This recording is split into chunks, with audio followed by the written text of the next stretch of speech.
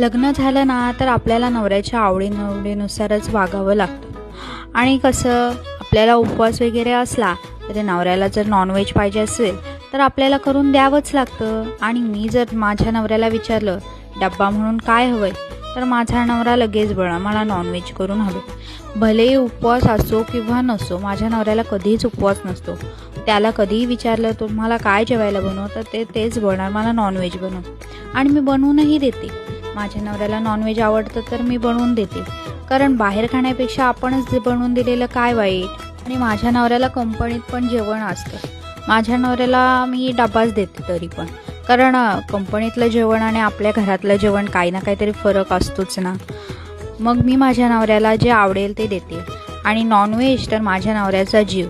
मग मी माझ्या नवऱ्याला नॉनव्हेजच बनवून देते. कधीही काहीही झालं तर नॉनव्हेज मी देणारच. भाजी क्वचित दिली तर, ती पण मागितली तरच देते मी.